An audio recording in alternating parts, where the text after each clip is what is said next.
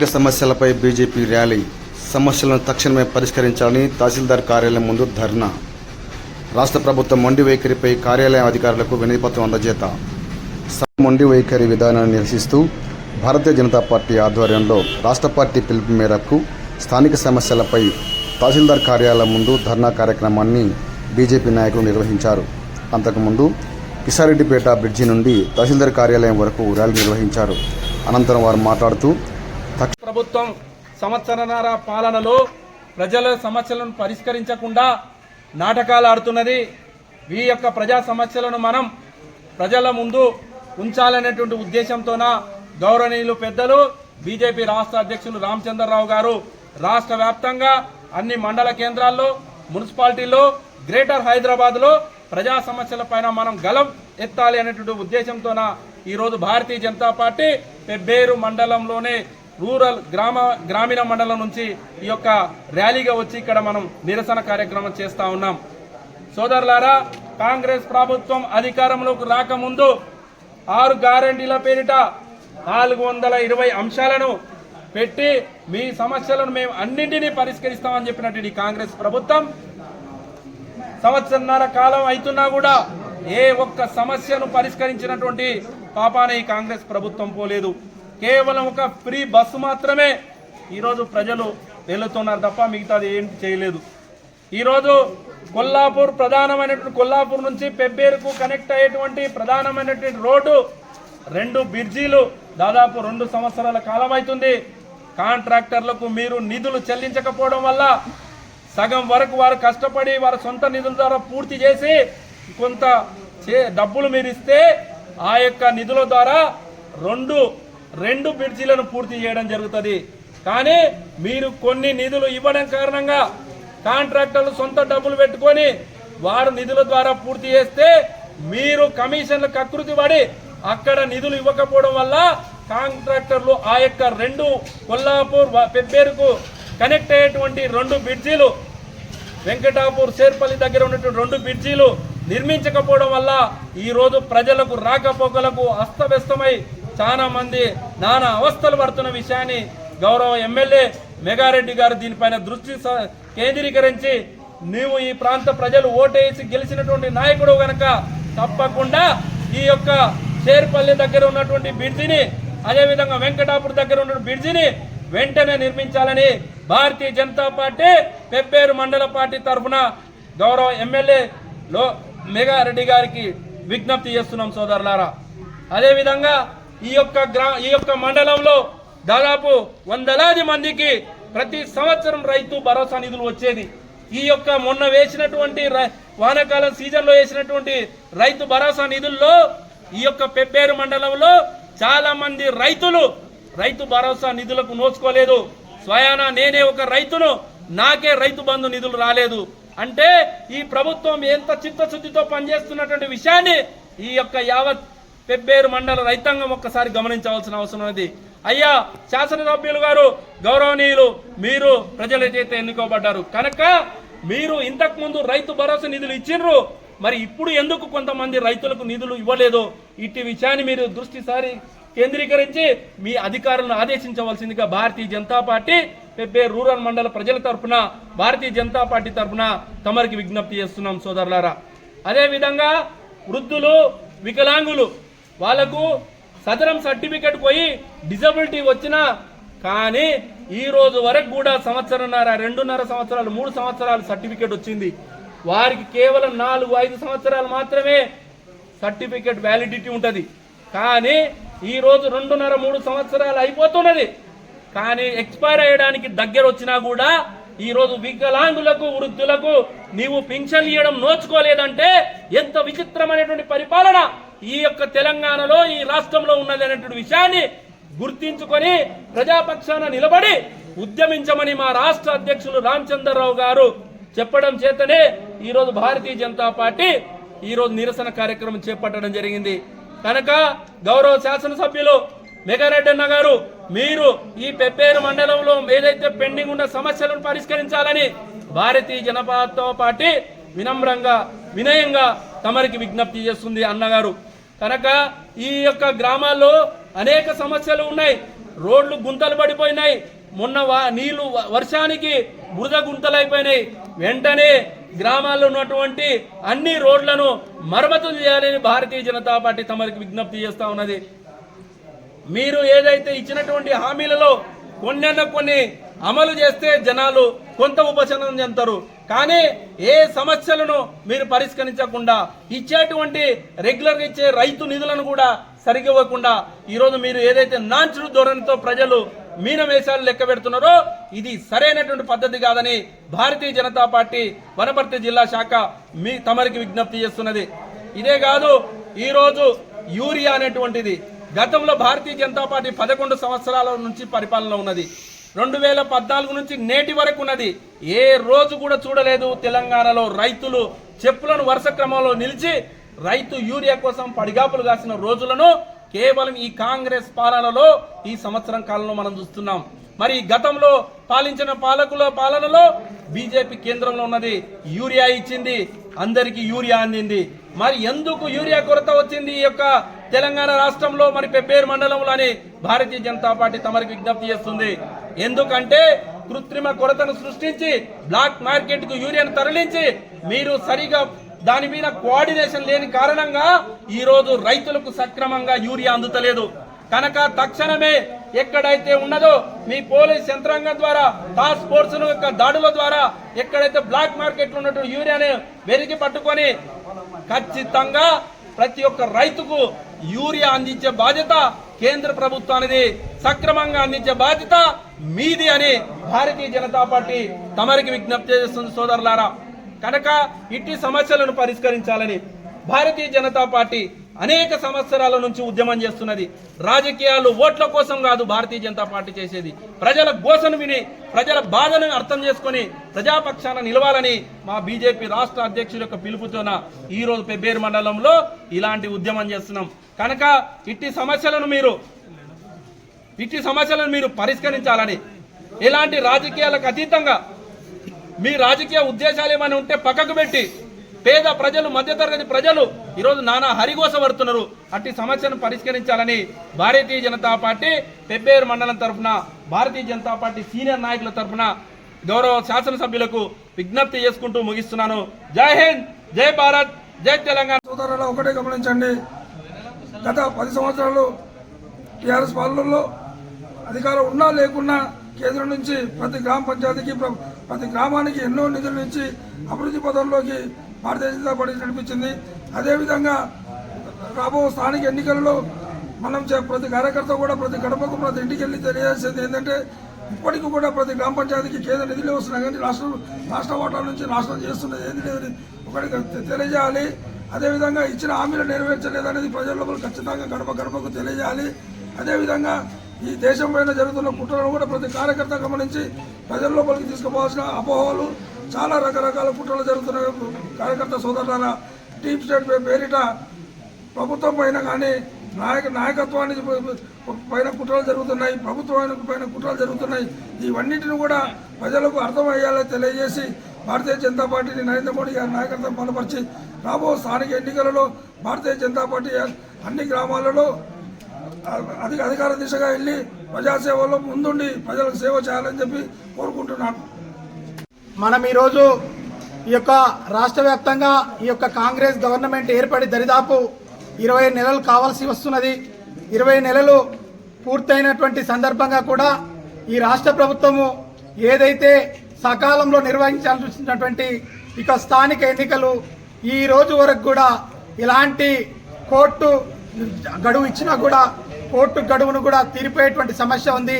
ఇలాంటి రిజర్వేషన్లు కానీ ఈ యొక్క స్థానిక ఎన్నికల మీద ఎలాంటి కసరత్తు కానీ కనిపించడం లేదు.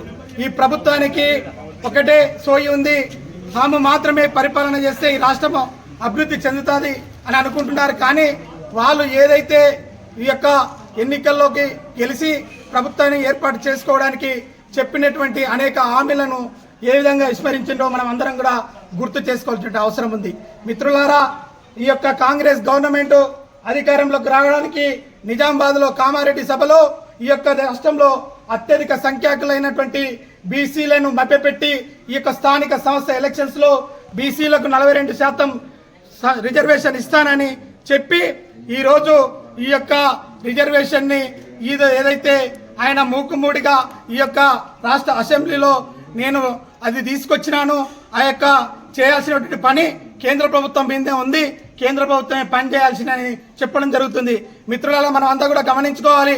ఆ రోజు నీవు కామారెడ్డి సభల్లో ఈ యొక్క రిజర్వేషన్ అనేది నా యొక్క పరిధిలో ఉండదు, రాష్ట్ర పరిధిలో ఉండదు, ముఖ్యమంత్రి చేయలేడు కాబట్టి కేంద్ర ప్రభుత్వమే చేస్తుంది అని స్పష్టంగా చెప్పి ఉంటే ఆ రోజు నా బీసీలు ఏ విధంగా కనివిప్పు కలిగి నీకు ఓట్లు వేయకపోదురో విషయం తెలుస్తుండే.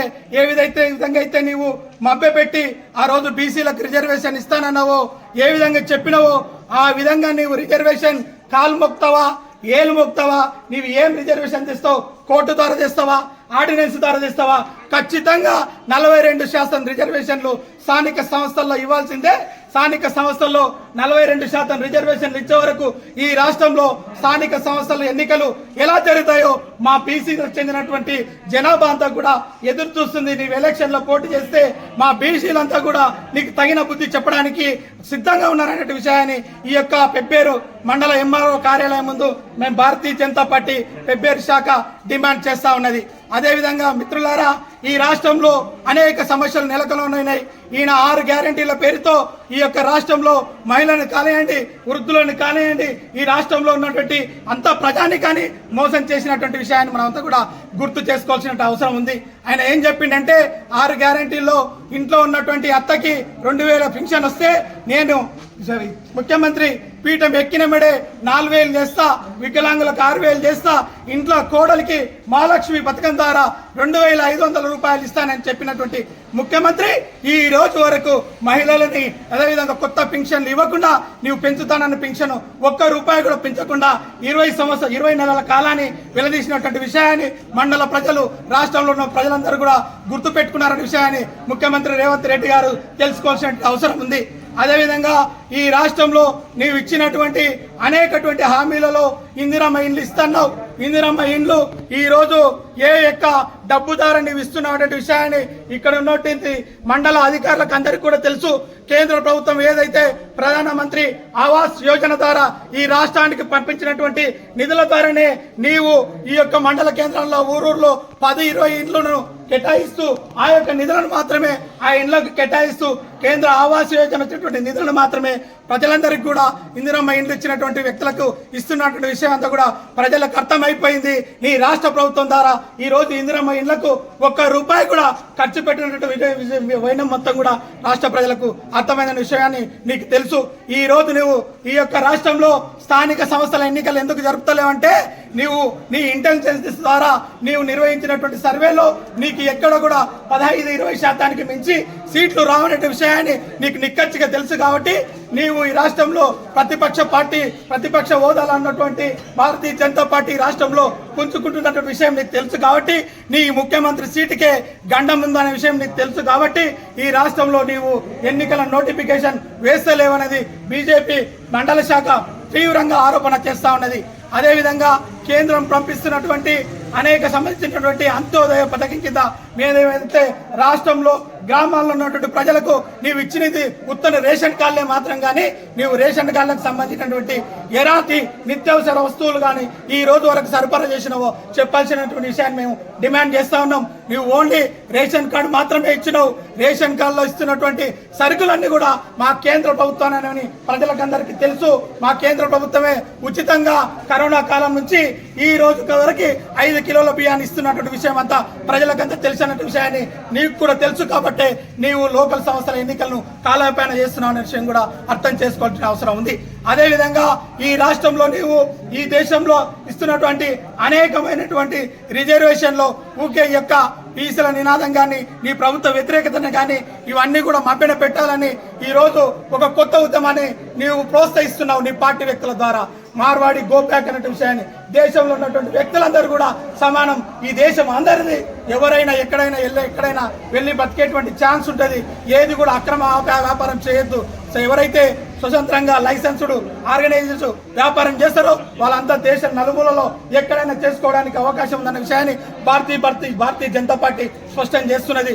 ఈ దేశంలో కాశ్మీర్ అంతర్భాగమని దేశంలో ఉన్నటువంటి ప్రతి పౌరుడు ఏ విధంగా 370 ఆర్టికల్ను రద్దు చేయాలని కోరిండో ఈ దేశంలో ఉన్న ప్రతి వ్యక్తి ఎక్కడైనా కూడా సక్రమంగా బతకడానికి అవకాశం ఉందన్న విషయాన్ని భారతీయ జనతా పార్టీ స్పష్టం చేస్తా ఉన్నది. మిత్రులారా, మన యొక్క మండలంలో అనేకమైనటువంటి స్థానిక సమస్యలు ఈరోజు మరుగున పడి ఉన్నాయి. మన కొల్లాపూర్ నుంచి వచ్చేటువంటి రోడ్లో 2 బ్రిడ్జులు ఈ రోజు కాంట్రాక్టర్లకు నీవు సరైనటువంటి నిధులు ఇవ్వక, వాళ్ళకి డబ్బులు అందక, వాళ్ళు చేపట్టినటువంటి నిర్మాణాలు సంపూర్ణంగా కాక ఈ రోజు ప్రజలు అనేక అవస్థలు పడుతూ వర్షాలు పడినప్పుడల్లా తీవ్ర అవస్థలతోటి పెబ్బేరు పట్టణానికి మండల కేంద్రానికి చేరుకున్నటువంటి అవసరాన్ని కూడా గుర్తించినటువంటి ఈ లోకల్ ఎమ్మెల్యే గారు గుర్తుపెట్టుకుని తక్షణమే ఆ యొక్క 2 బ్రిడ్జిలకు తక్షణమే నిధులు విడుదల చేయించి సంపూర్ణంగా బ్రిడ్జిలను త్వరితకాలంలో పూర్తి చేయాలని భారతీయ జనతా పార్టీ మండల శాఖ డిమాండ్ చేస్తూ ఉన్నది.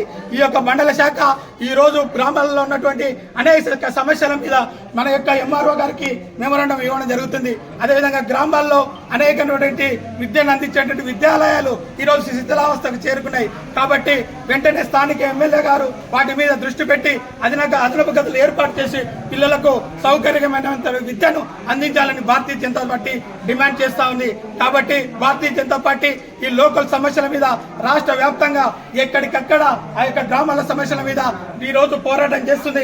మేము ఇచ్చినటువంటి డిమాండ్ల మీద ఇట్లా మీరు సకాలంలోకి స్పందించకుండా ఉంటే మేము తిరిగి ఈ యొక్క కార్యక్రమాలన్నీ ఉద్యోగులకు తీసుకొచ్చి ప్రజల్లోకి తీసుకెళ్లి చైతన్యం చేసి ప్రజలందరినీ కూడా మేము కార్యాలయం ముట్టడికి సన్నద్ధం చేస్తామని భారతీయ జనతా పార్టీ హెచ్చరిస్తూ ఈ అవకాశం ఇచ్చిన మీ అందరికీ కూడా ధన్యవాదాలు తెలియజేస్తూ ముగిస్తున్నాను. జై హింద్, జై భారత్. ధర్నలో ఈరోజే నేను దాదాపు 85 పార్టీ, అప్పుడు నేను బీజేపీలో ఉండి మధ్యలో ఏదేదో రకరకాల పార్టీలు పోయి మళ్ళా నా గూటికి నేనే చేరుకున్నాను. ఈ పార్టీలో వచ్చి నేను దాదాపుగా ఒక 6 నెలల పైన అయింది. కాబట్టి ఈ ప్రభుత్వం రాకముందే పార్టీలకు వచ్చేసినాం. అయితే ఈ పార్టీ వాళ్లకు, ఈ కాంగ్రెస్ వాళ్లకు, ఈ గెలిచిన వాళ్లకు రైతులు కానీ ఇదే విధంగా ఏమన్నా మేము మీకు ఓటేస్తాం, మాకు 2 లక్షలు కూడా మాకు చేయడం అన్నావా? మీరు మరసకుంటే మా ఓట్లు మేము ఎవరికో చేసేవాళ్ళకి వేస్తుంటాం. కానీ అనవసరంగా రైతులకు మభ్యపెట్టి 2 లక్షలు ఇస్తాం అనుకుంటా మా రైతులకు అన్యాయంగా పాడు చేసిండ్రు. ఒకటి. రెండోది, ఉదయం లేచి మీ ప్రజలు, మీ మంత్రులు ఉదయం లేచి పొద్దున్నే ఏరే పని చేయడం లేదు. రైతులు ఏం చేస్తున్నారు?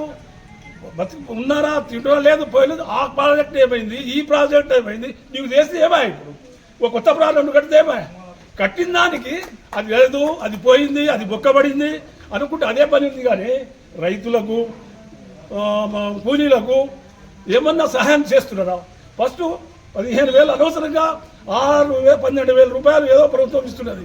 దానికి మేము 15,000 ఇస్తామని చెప్పి నోట్లు ఇది పెట్టి 12,000 కూడా ఫస్ట్ టర్మ్ ఎగగొట్టి 2వ టర్మ్ ఇచ్చిండ్రు రైతులకు. ఏం చేస్తున్నారు మీరు రైతులకు? కాంగ్రెస్ ప్రభుత్వం ఒకటి అడుగుతున్నాను. నేను ఒక ఎస్టీ నాయకుని. ఎస్టీల ఫండ్స్ ఏమైంది? ఎక్కడ పోయింది? కనీసం వాళ్లకు అడవులలో ఉన్నారు, వాళ్ళకు ఇంతవరకు ఒక 10 పైసా ఆ లోను ఈ లోను ఏమైనా ఇస్తున్నారా కాంగ్రెస్ ప్రభుత్వం? మళ్ళీ కాంగ్రెస్ ప్రభుత్వం ఎస్టీలది, గిరిజనులది, హరిజనులది అంటారు. ఎక్కడుంది కాంగ్రెస్ ప్రభుత్వం? ఏమిస్తుంది?